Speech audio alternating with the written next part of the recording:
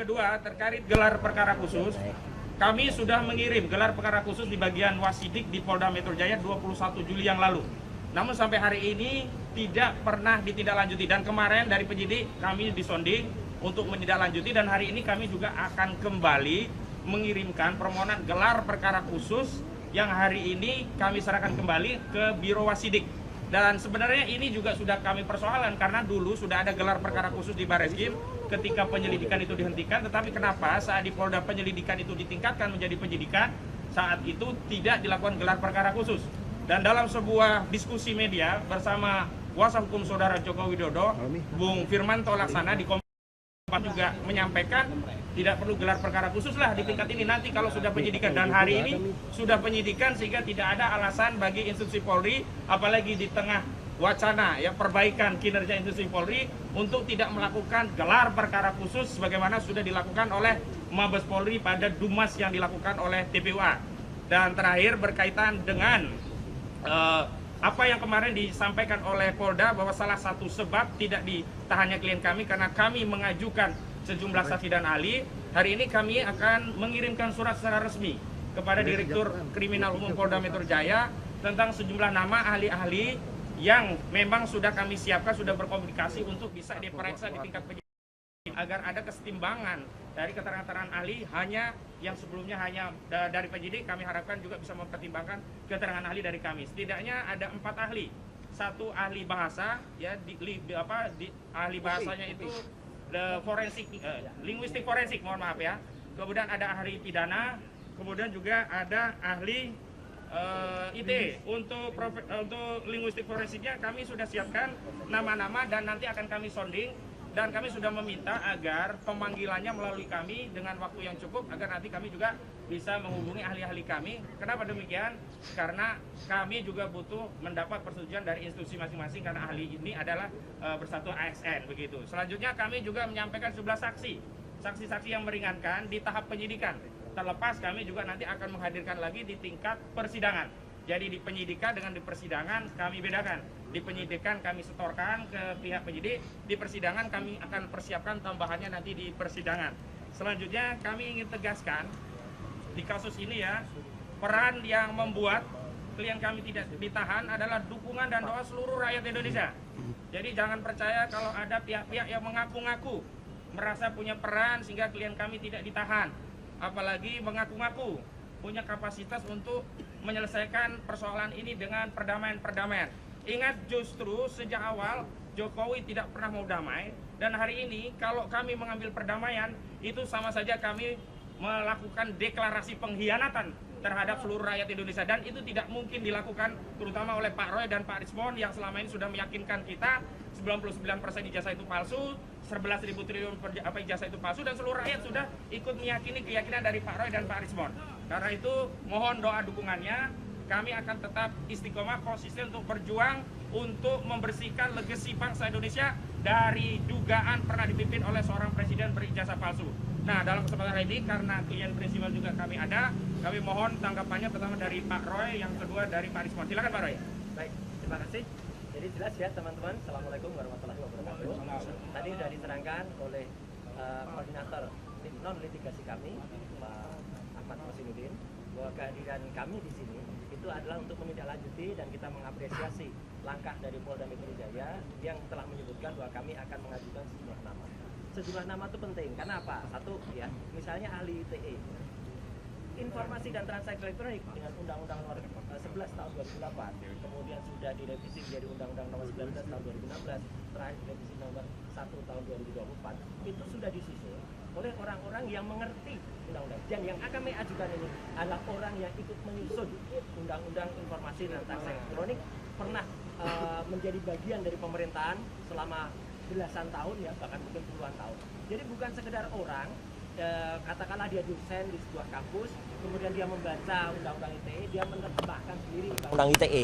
Jadi kalau hanya itu, banyak orang yang bisa membaca dan menafsirkan, dan kemudian jadi salah. Salahnya apa?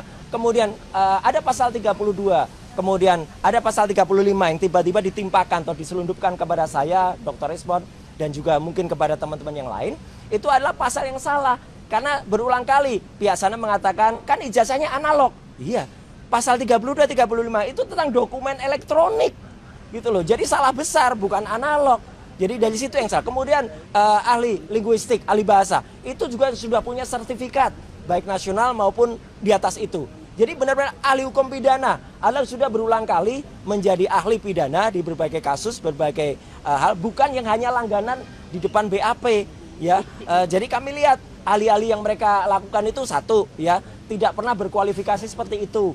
Hanya bisa membaca undang-undang, bukan pembuat undang-undang. Jadi nggak bisa dong menafsirkan undang-undang. Saya kebetulan yang membuat juga, tapi karena saya dalam hal ini yang diajukan statusnya menjadi tersangka, maka saya nggak bisa. Tapi yang di atas saya inilah orang yang bersama-sama saya dulu, ya, yang dulu ikut dan dia di sisi pemerintah, saya di sisi individu. Jadi saya kira itu ya clear anunya apa agenda kita hari ini. Sekaligus juga kita mengajukan gelar perkara khusus untuk supaya apa kasus ini supaya terang benderang diketahui oleh masyarakat dan lainnya. Dan sekali lagi saya ingin menyampaikan terima kasih kami kepada semua pihak yang sudah ikut membantu membersamai ibu-ibu, mak-mak, teman-teman tokoh-tokoh aliansi independen ya, dan juga lawyer terutama yang di bawah koordinasi Pak Petrus Celestinus dan juga Pak Ahmad Kosinuddin. Saya kira itu ya mungkin akan disambung oleh Bang Rismon. Silakan. Ya, silakan, Bang. Oh satu lagi dikit. Semalam ada satu acara, saya nggak nyebut TV-nya ya, yang ada seseorang yang tanpa kualifikasi yang jelas ya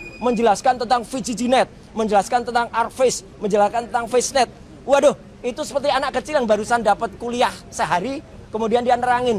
Dia nggak bisa nerangin kayak itu kualifikasinya apa gitu loh. Dan pada acara lain sebelumnya, acara yang dipandu oleh Bang Karni, udah saya bantah itu semuanya. Hanya sayang semalam itu saya kebetulan ada di, bukan, ada kebetulan di TV lain.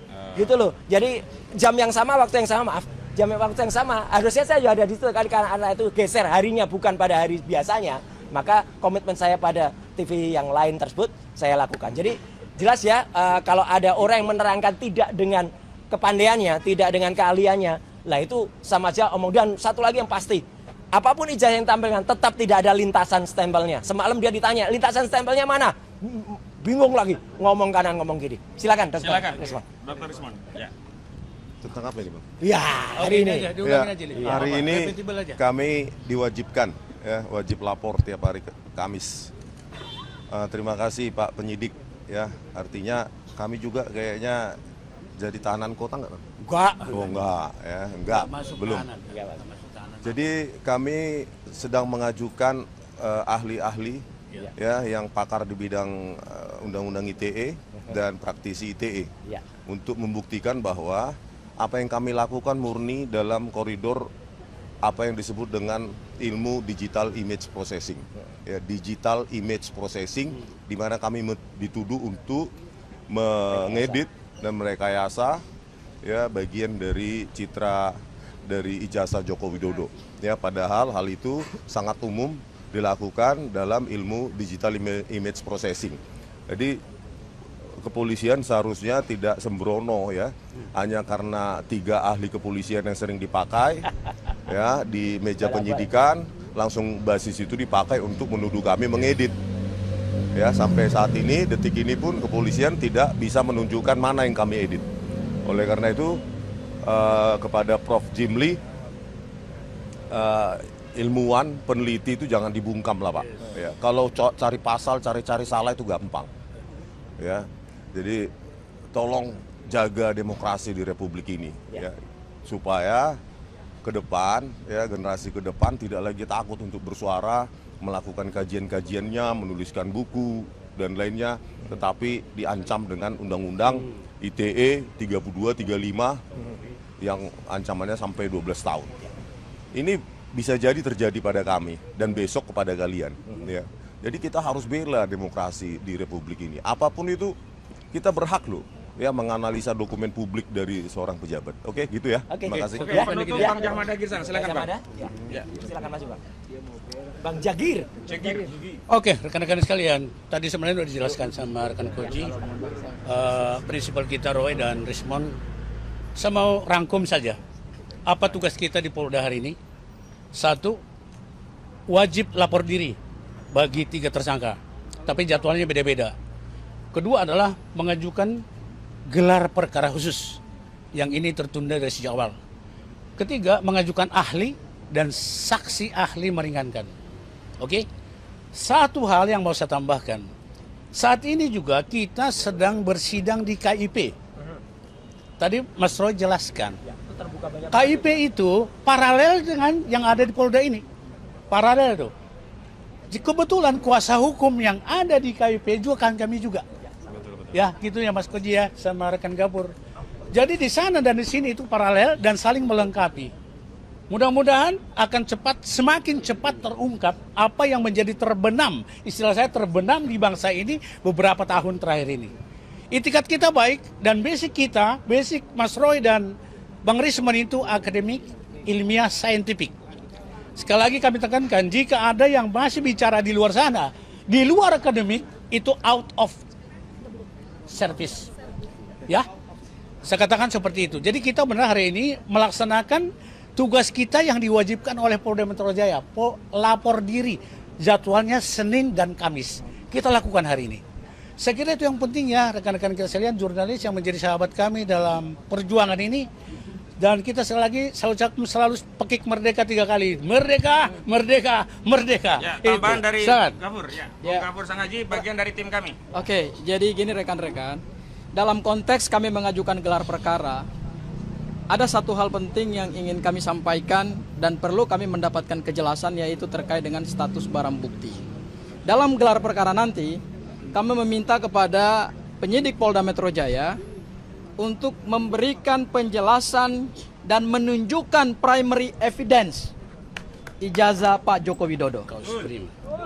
Karena selama ini ijazah inilah yang menimbulkan perdebatan dan ada 8 anak bangsa yang sekarang sudah ditetapkan sebagai tersangka dan kemudian kalau dilimpahkan ke pengadilan akan dilakukan penuntutan.